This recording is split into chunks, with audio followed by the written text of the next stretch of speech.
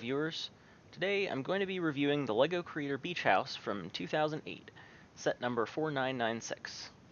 Like most Creator sets, this is a multi-build with instructions for 3 different models, so I'm going to be looking at them one at a time, starting with this main build. So this model here represents an A-frame style 2-story house built on a 16 by 32 baseplate, with a handful of smaller items adding detail to the exterior. Off to the side is a patio with a barbecue grill and some lawn furniture, which I'll be looking at in depth in just a minute. Out front we have a garden planter with a couple rows of flowers, and a mailbox with a piece of mail that actually fits inside. Next to the front door is a single black stud attached to the wall via a headlight brick, which I think is meant to represent a doorbell. Mounted to the walls of the house are 3 exterior lights, and thanks to the magic of CGI, I can show you what this house would look like at night, illuminated by those lights. Keep in mind, these do not actually light up in the real set, they're just represented by round bricks in transparent yellow. This build also includes a little brick-built tree on a separate 4x4 plate, so you can position it wherever you want. Moving around to the right side, we've got a balcony that's just large enough to pose a couple of minifigs on. There's no door here, unfortunately, leaving the interior open to the elements, but with a bit of rebuilding, you could certainly add one. Further back, we can see a drain pipe coming down from the gutter, and another little planter.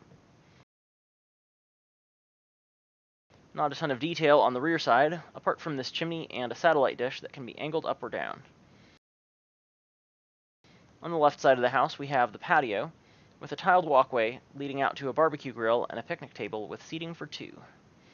There are more planters under the windows here, and there's a faucet on the wall so you can even pretend to water the lawn and the flowers. The small implement on the side of the grill was originally intended by LEGO as a wrench, but it just so happens to clip onto the piece of chicken here, so you can imagine it as a pair of tongs. The hood of the grill is hinged, but it will only close if there's nothing inside it. I'm too lazy to animate the chicken being moved out of the way, so you're just going to have to use your imagination and pretend it's not there. Now let's talk about the interior. This set gives you access to the top floor via this hinged roof section, and you can get to the first floor by lifting off the second floor. However, once you're inside, you'll see, well, not much. It seems the family that owns this house hasn't finished moving in. They decided to celebrate their arrival at their new home by having a little barbecue on the lawn, but perhaps the moving van with all their stuff is still stuck in traffic.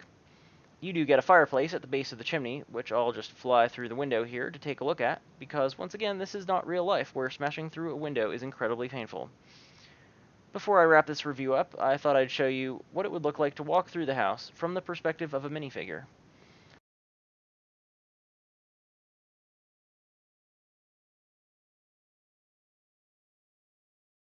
It would be pretty difficult to do this with a real camera, but here in Virtual 3D World, all it takes is a few minutes of programming, followed by patiently waiting for 16 hours while my computer renders the scene.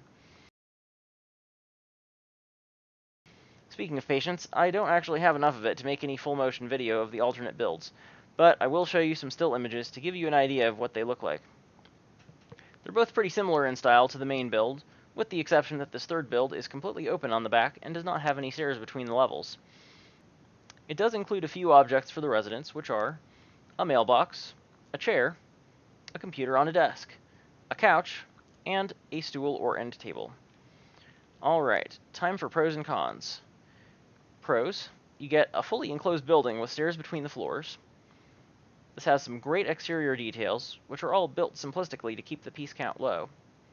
You get easy access to the interior, and I think it looks great from any angle and any distance. Cons: no minifigs are included, despite the fact that this is clearly built to minifig scale. The balcony is missing an access door, and there's no interior detail apart from the fireplace at the base of the chimney. Here's my verdict. I think this set makes a great display piece, and with some furnishings added, a great playset for minifigures. The lack of interior detail is of course disappointing, but this was very typical for LEGO Creator houses from this era. And the good news is that LEGO listened to their fans, and all of the buildings they've released in recent years have fully furnished interiors.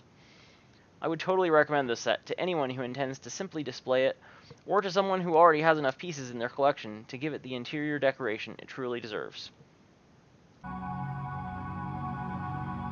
Hi, my name is RE and I'm the director. If you'd like to see more of my videos, simply send yourself a fax with a link to this channel, and feel free to send me a fax with your comments, questions, or ideas. Thanks for watching, and I hope to see you again soon.